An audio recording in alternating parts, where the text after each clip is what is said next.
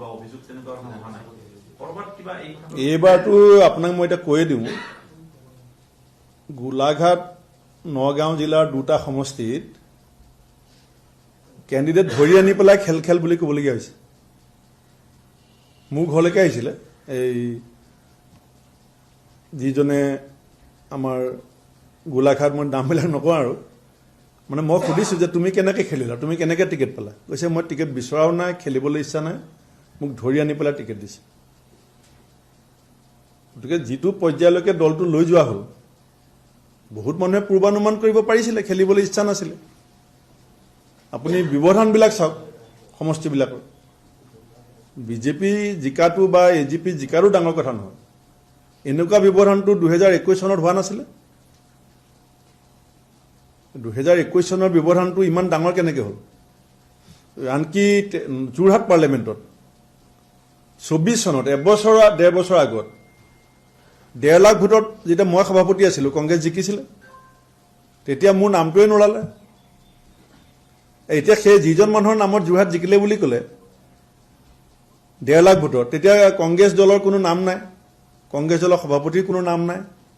এতিয়া যেতিয়া হাৰিলে তেতিয়া চবেই ক'লে যে সভাপতি হাৰিছে আৰু যেতিয়া জিকিছিলে যোৰহাটত তেতিয়া সভাপতিৰ কথা ওলাইছিল নেকি যে ভূপেন বৰাৰ কিবা অৱদান আছে এই দলটোত সংস্কাৰ আনিবৰ কাৰণে এই দলটো অসমৰ মানুহৰ মাজলৈ নিবৰ কাৰণে প্ৰথম মই ARDF আৰু কংগ্ৰেছৰ এলায়েন্সটো ভংগ কৰিছিলোঁ এই দলটো অসমীয়া মানুহৰ মাজলৈ নিবৰ কাৰণে মাজুলী উপ নিৰ্বাচনত ৰাইজৰ দল আৰু এজেপিৰ সৈতে একেলগে ইলেকশ্যন খেলিছিলোঁ কাঠাৰ ডাঙৰীয়াক লুইন গগৈ ডাঙৰীয়া অখিল গগৈ ডাঙৰীয়াক দলটোৰ কাষত আনি বহাইছিলোঁ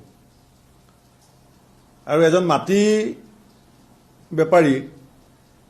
টিকেট দিবলৈ যাওঁতে আপোনালোকৰ সংবাদ মাধ্যমতে এই হেডলাইন হৈছিল কিয় টিকেট পাইছিলে বিহালীত আৰু যেতিয়া মই CPI-MLক বিহালীত টিকেট দিবলৈ ক'লোঁ তেতিয়া জিতেন্দ্ৰ সিং গৌৰৱ গগৈ নেমানে এতিয়া কিয় দিলে CPI-MLক বিহালীত কেণ্ডিডেট নাই কাৰণে কি অৱস্থালৈ দলটো গৈ আছে এতিয়া লাহে লাহে ওলাব কথাবিলাক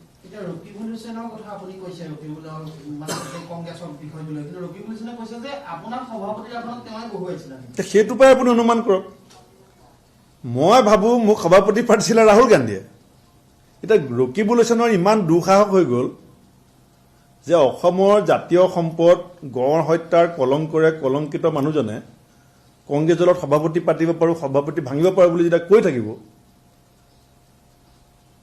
তেতিয়াহ'লে ইয়াত ৰাহুল গান্ধীৰ শক্তিটো কোনে পাই আছে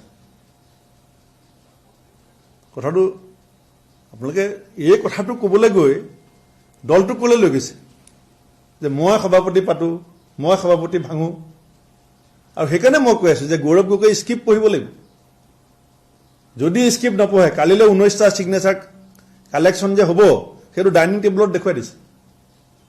যে ঠিকমতে চলিবা মই যি কম শুনিবা নহ'লে চোৱা মোৰ টেবুলত 19টা চহী কালিলৈ কালেক্ট কৰি দিম যেনেকৈ ভূপেন বৰাৰ বিৰুদ্ধে কৰিছিলোঁ গতিকে তেওঁ এতিয়া জাতিৰ পক্ষত থাকিব নে সভাপতি চকীখনৰ পক্ষত থাকিব তেওঁ সিদ্ধান্ত লৈ লৈছে কালি আপোনালোকে সেই সিদ্ধান্তটো গম পাইছে হ'ব চাওক চব কথা আপোনালোকে জানে কিন্তু সংবাদ মাধ্যমৰ গৌৰৱ গগৈৰ প্ৰতি এটা অহৈতুকী প্ৰেম আছে কিন্তু মই এই কথা আজি ক'ম আজিৰ পৰা 10 বছৰ পাছত এইটো সত্য প্ৰমাণিত হ'ব যে জাতিয়ে স্বদেশ প্ৰেমৰ প্ৰতি সন্দেহৰ আৱৰ্তত থকা কোনো নেতাক কেতিয়াও গ্ৰহণ নকৰে আৰু যোৰহাটৰ সমান সংস্কৃতিবান মানুহ যোৰহাট সংস্কৃতিৰ ৰাজধানী বুলি কয় এবছৰৰ ভিতৰত যোৰহাটবাসীৰ যিটো অনুশোচনা যোৰহাটবাসী যেনেকৈ অনুতপ্ত হৈছে